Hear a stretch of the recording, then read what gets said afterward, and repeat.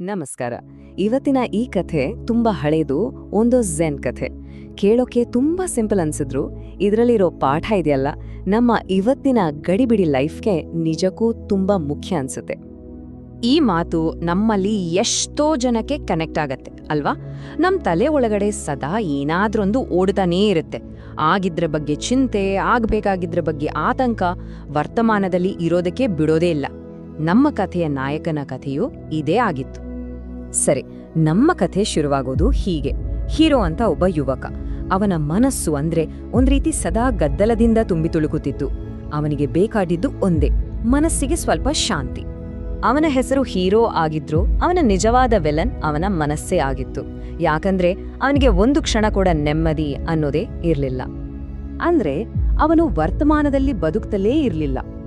ಅವನ ಮನಸ್ಸು ಒಂದು ಪೆಂಡ್ಯುಲಂ ತರಹ, ಒಂದು ಕಡೆ ನಿಲ್ಲದೆ ಹಿಂದೆ ಆಗಿ ಹೋದ ತಪ್ಪುಗಳಿಗೂ ಮುಂದೆ ಏನಾಗುತ್ತೋ ಅನ್ನೋ ಭಯದ ನಡುವೆ ಸದಾ ಹೊಯ್ದಾಡ್ತಿತ್ತು. ಕೊನೆಗೆ ಈ ಮಾನಸಿಕ ಗೊಂದಲದಿಂದ ಸಾಕು ಅಂತ ಅನ್ಸಿ ಅವನು ಇದಕ್ಕೊಂದು ಪರಿಹಾರ ಹುಡುಕ್ಲೇಬೇಕು ಅಂತ ನಿರ್ಧಾರ ಮಾಡ್ತಾನೆ. ದೂರದ ಬೆಟ್ಟದ ಮೇಲೆ ಒಬ್ಬ ಜ್ಞಾನಿ ಝೆನ್ ಗುರು ಇದ್ದಾರೆ ಅಂತ ಕೇಳಿ ಅವರನ್ನು ಭೇಟಿಯಾಗೋಕೆ ಹೊರಡ್ತಾನೆ. ಇಲ್ಲಿಂದ ನೋಡಿ ಕಥೆ ಒಂದು ಸಖತ್ ಇಂಟ್ರೆಸ್ಟಿಂಗ್ ಟರ್ನ್ ತಗೊಳುತ್ತೆ. ಆ ಗುರು ಹೀರೋಗೆ ಒಂದು ಸವಾಲ್ ಕೊಡ್ತಾರೆ. ಅದು ಅವನ ಶಕ್ತಿಗಿಂತ ಹೆಚ್ಚಾಗಿ ಅವನ ಯೋಚನಾ ಲಹರಿಯನ್ನೇ ಪರೀಕ್ಷೆ ಮಾಡುವಂಥದ್ದು. ಅಲ್ಲಿ ಅವನ ಮುಂದಿರೋದು 2 ವಸ್ತುಗಳು. ಒಂದು, ಅಂಚಿನವರೆಗೂ ನೀರು ತುಂಬಿರೋ ಒಂದು ದೊಡ್ಡ ಕಲ್ಲಿನ ಪಾತ್ರೆ. ಇನ್ನೊಂದು, ಆ ನೀರನ್ನ ತುಂಬಿಡೋಕೆ ಅಂತ ಇಟ್ಟಿರೋ ಒಂದು ಪುಟ್ಟ ಖಾಲಿ ಬಟ್ಲು. ಗುರುವಿನ ಟಾಸ್ಕ್ ತುಂಬಾ ಸ್ಪಷ್ಟವಾಗಿತ್ತು. ಆ ದೊಡ್ಡ ಪಾತ್ರೆಯಲ್ಲಿರೋ ನೀರ್ನೆಲ್ಲ ಒಂದು ಹನಿ ಕೂಡ ಹೊರಗೆ ಚೆಲ್ಲದ ಹಾಗೆ ಈ ಸಣ್ಣ ಬಟ್ಟಲಿಗೆ ಹಾಕ್ಬೇಕು. ಕೇಳಿದ ತಕ್ಷಣ ಹೀರೋನಿಗೆ ತಲೆಗಿರ್ರಂತು. ಇದು ಹೇಗೆ ಸಾಧ್ಯ? ಆದರೂ ಹೀರೋ ತಕ್ಷಣ ಕೆಲಸಕ್ಕೆ ಇಳಿದ. ತನ್ನೆಲ್ಲ ಶಕ್ತಿ, ಬುದ್ಧಿವಂತಿಕೆ ಎಲ್ಲವನ್ನೂ ಉಪಯೋಗಿಸಿ ಪ್ರಯತ್ನ ಪಟ್ಟ. ಆದರೆ ರಿಸಲ್ಟ್ ಮಾತ್ರ ಅವನಿಗೆ ನಿರಾಸೆ ತಂತು. ಅವನ್ ತುಂಬಾ ಶ್ರದ್ಧೆಯಿಂದ ನೀರನ್ನ ಮುಗಿದು ವಿಪರೀತ ಫೋಕಸ್ ಮಾಡಿ ಸುರಿಯೋಕ್ ಶುರು ಮಾಡ್ದ. ಆದ್ರೆ ಎಷ್ಟೇ ಪ್ರಯತ್ನಿಸಿದ್ರೂ ಆ ದೊಡ್ಡ ಪಾತ್ರೆ ಖಾಲಿಯಾಗೋ ಲಕ್ಷಣವೇ ಕಾಣ್ತಿಲ್ಲ. ಇದು ಅವನ ಹತಾಶೆಯನ್ನ ಮತ್ತಷ್ಟು ಹೆಚ್ಚಿಸಿತು. ಮತ್ತೆ ಅದೇ ಕೆಲಸ ಮಾಡ್ತಾನೇ ಇದ್ದ. ಗಂಟೆಗಳು ಕಳೆದು ಹೀರೋನ ಶ್ರಮವೆಲ್ಲ ವ್ಯರ್ಥವಾಯಿತು. ಪಾತ್ರೆ ಖಾಲಿಯಾಗ್ಲಿಲ್ಲ. ಅದಕ್ಕಿಂತ ಹೆಚ್ಚಾಗಿ ಅವನ ಮನಸ್ಸು ಮತ್ತಷ್ಟು ಗೊಂದಲ, ಚಡಪಟಿಕೆಯಿಂದ ತುಂಬಿಹೋಯಿತು. ಹೊರಗಿನ ವೈಫಲ್ಯ ಅವನ ಒಳಗಿನ ಅಶಾಂತಿಯನ್ನ ಇಮ್ಮಡಿಗೊಳಿಸಿತ್ತು. ಈ ಹಂತದಲ್ಲಿ ಹೀರೋಂತರ ನಮಗೂ ಒಂದು ಪ್ರಶ್ನೆ ಬರುತ್ತೆ ಅಲ್ವಾ? ನಿಜವಾಗ್ಲೂ ಈ ಕೆಲಸ ಮಾಡೋಕೆ ಸಾಧ್ಯ ಇದೆಯಾ? ಸರಿಯಾಗಿ ಇದೇ ಟೈಮಲ್ಲಿ ಕಥೆಯ ಅಸಲಿ ತಿರುವು ಬರೋದು. ಹೀರೋನ ಒದ್ದಾಟವನ್ನೆಲ್ಲ ನೋಡ್ತಿದ್ದ ಗುರು ಅವನ ಹತ್ತಿರ ಬಂದು ಈ ಕಥೆಯ ಅತ್ಯಂತ ಮುಖ್ಯವಾದ ಪಾಠವನ್ನು ಹೇಳ್ತಾರೆ. ಈ ಒಂದು ವಾಕ್ಯ ಇದೇ ಎಲ್ಲವನ್ನೂ ಬದಲಾಯಿಸೋದು. ಗುರು ಹೇಳಿದ್ದು ಇಷ್ಟೇ: ಹೊರಗಿನ ಪಾತ್ರೆಯನ್ನು ಖಾಲಿ ಮಾಡೋದಕ್ಕಿಂತ ಮೊದಲು ನಿನ್ನೊಳಗಿನ ಮನಸ್ಸನ್ನು ಖಾಲಿ ಮಾಡು. ಅಂದರೆ ಗುರು ಹೀರೋಗೆ ಹೇಳಿದ್ದು ಇದನ್ನೇ. ನಿನ್ನ ತಲೆಯಲ್ಲಿರೋ ಚಿಂತೆ, ಭಯ, ಹಳೆಯ ವಿಷಯಗಳ ಮೇಲಿನ ವ್ಯಾಮೋಹ ಇದೆಲ್ಲವನ್ನು ಮೊದಲು ಬದಿಗಿಡು. ಕೇವಲ ಈಗ, ಈ ಕ್ಷಣದ ಮೇಲೆ ನಿನ್ನ ಗಮನ ಇರ್ಲಿ. ಗುರುವಿನ ಮಾತು ಕೇಳಿದ ಮೇಲೆ ಹೀರೋನ ಯೋಚನೆ ಮಾಡುವ ರೀತಿಯೇ ಬದಲಾಯಿತು.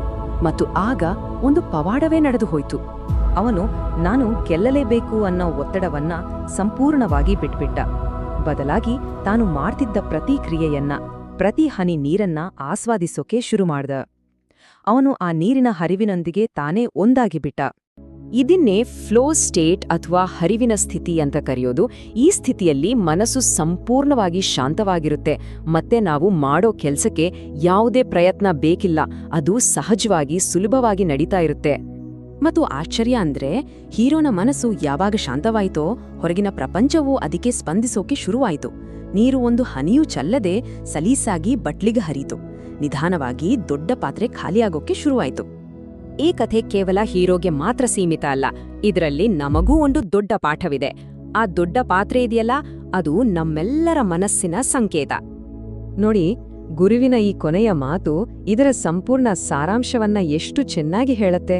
ನಮ್ಮ ಮನಸ್ಸು ಚಿಂತೆ, ಆತಂಕಗಳಿಂದ ತುಂಬಿದ್ದಾಗ ನಾವು ಜೀವನದ ಸಹಜವಾದ ಹರಿವಿಗೆ ತಡೆಗೋಡೆ ಕಟ್ಟಿದ ಹಾಗೆ. ಆದ್ರೆ ಮನಸ್ಸು ಯಾವಾಗ ಶಾಂತವಾಗಿ ಖಾಲಿಯಾಗಿರುತ್ತೋ ಎಲ್ಲವೂ ಸರಾಗವಾಗಿ ಆಗುತ್ತೆ. ಈ 2 ವಿಧಾನಗಳ ನಡುವಿನ ವ್ಯತ್ಯಾಸ ಎಷ್ಟು ಸ್ಪಷ್ಟವಾಗಿದೆ ನೋಡಿ. ಬಲಪ್ರಯೋಗ ಮಾಡಿದಾಗ ನಮ್ಮ ಗಮನ ಹೊರಗಿನ ಸಮಸ್ಯೆಯ ಮೇಲೆ ಇರುತ್ತೆ. ಅದು ಹತಾಶೆಯನ್ನೇ ಕೊಡುತ್ತೆ. ಆದ್ರೆ ಮೊದಲು ಮನಸ್ಸನ್ನ ಶಾಂತಗೊಳಿಸಿದಾಗ ನಮ್ಮ ಗಮನ ಒಳಗಡೆ ಇರುತ್ತೆ. ಇದು ಸ್ಪಷ್ಟತೆ ಮತ್ತು ಯಶಸ್ಸಿಗೆ ದಾರಿ ಮಾಡಿಕೊಡುತ್ತೆ. ಹಾಗಾದ್ರೆ ಈ ಕಥೆಯನ್ನು ಮುಗಿಸೋ ಮುಂಚೆ ಒಂದು ಪ್ರಶ್ನೆ. ನಮ್ಮೆಲ್ಲರ ಜೀವನದಲ್ಲಿ ಹೀಗೆ ಚಿಂತೆ, ಜವಾಬ್ದಾರಿ, ಆತಂಕಗಳಿಂದ ತುಂಬಿ ತುಳುಕುತ್ತಿರುವ ಪಾತ್ರೆ ಯಾವುದು? ಅದು ನಮ್ಮ ಕೆಲಸ ಆಗಿರ್ಬೋದು, ಸಂಬಂಧಗಳಾಗಿರ್ಬೋದು, ಅಥವಾ ನಮ್ಮದೇ ಗುರಿಗಳಾಗಿರ್ಬೋದು. ಆ ಪಾತ್ರೆಯನ್ನು ಖಾಲಿ ಮಾಡಲು ಬಹುಶಃ ನಾವು ಮೊದಲು ನಮ್ಮ ಮನಸ್ಸನ್ನು ಖಾಲಿ ಮಾಡಬೇಕೇನೋ? ಒಮ್ಮೆ ಯೋಚನೆ ಮಾಡಿ ನೋಡಿ.